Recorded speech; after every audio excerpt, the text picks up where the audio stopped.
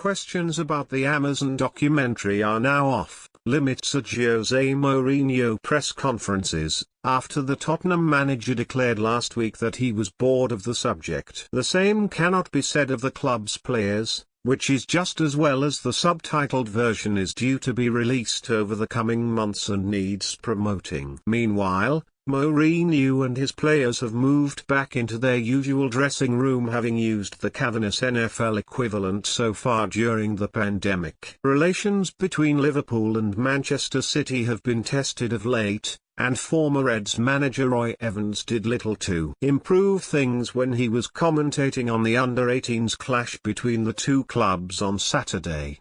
The 71-year-old stated, "Not many normal names, is there?" after his fellow commentator described a shot from City's England youth international Darko Gyabi during the visitors' 3-1 victory at Liverpool's academy. The 16-year-old, from Catford, is viewed as one of the most exciting prospects in City's ranks. At least Evans and Liverpool reacted quickly. The ex-manager reached out to the youngster's agent to say sorry, while the club wrote to City to apologise on behalf of themselves and LFC TV. Nobody can accuse John Stones of failing to take his fight for a place in the Manchester City team seriously. The centre-half suffered from a loss of form last season and ended up playing in just 16 Premier League matches. Stones, who started City's first match of the campaign but missed out against Leicester, has applied for planning permission for a gym extension at his Cheshire home. The ex-Everton man has been blighted by a couple of injuries, and his new addition will boast rowing, running and cycling machines to go with the swimming pool and sauna. Jermaine Beckford was late for his slot on TalkSport for the Sheffield United v Leeds United Yorkshire derby. But his lack of punctuality was for a good reason. On his way to Bramall Lane, the 36-year-old saw an elderly lady suffer a nasty fall, so he stopped to offer help. Beckford, despite his pressing appointment, remained with the lady until the emergency services arrived. The striker was late for the programme but did make it in time for kick-off. Bravo! When Ollie Watkins secured his £33 million move from Brentford to Aston Villa, he couldn't leave the capital without saying goodbye to one particular fan. The 24-year-old headed to 21 Go, a parent-run charity in Surrey and South West London which supports children with Down syndrome and their families. Watkins is idolised by a young chap named Woody, who is a member of the group, and has regularly spent time with him. When he found out Watkins was leaving, Woody packed a lunch and wanted to go with him. Watkins made the time to go to say goodbye and to soften the blow of his departure. "Look after him, Brummies," the group said. "He is a real treasure." Much back, slapping at the BBC after the broadcaster televised the T20 International between England women and West Indies on Saturday. It was the first time women's cricket had been live on the Beeb since 1993.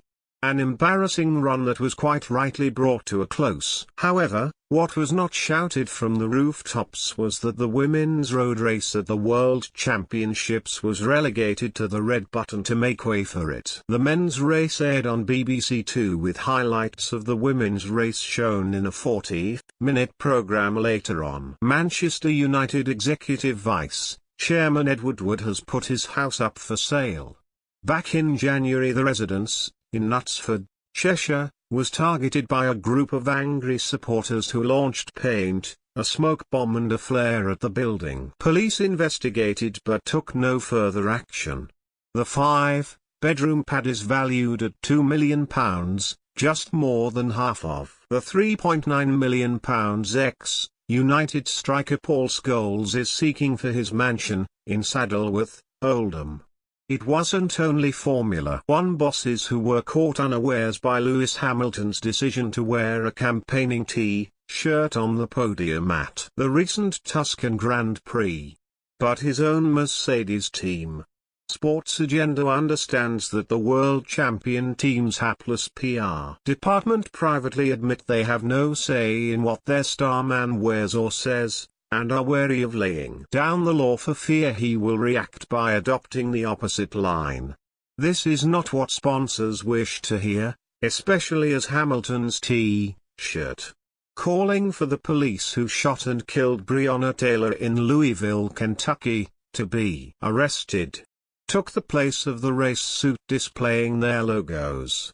Some of the sponsors were unhappy. One source confided. The Jockey Club have backed calls for state financial support following the government's U-turn on allowing limited numbers of fans to attend events from October. Nevin Truesdale, Group Chief Executive, spoke of the sport's survival being under threat and called on Boris Johnson to provide a financial injection along the lines of the £1.57 billion given to the arts.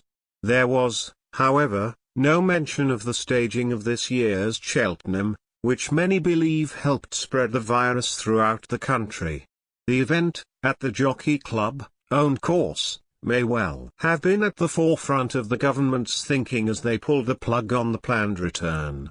The Tokyo Olympics are fast becoming the cursed games. Organizers have already had to deal with a postponement and, in all likelihood, will have to find somewhere fit to build a biosecure bubble for thousands of athletes. Now, new details of alleged corrupt payments to disgraced former IAAF President Lamine Diack, sentenced to 2 years in prison, have emerged. The bidding process remains under investigation by French authorities, and sources have disclosed that there are fears further revelations could tip sponsors over the edge.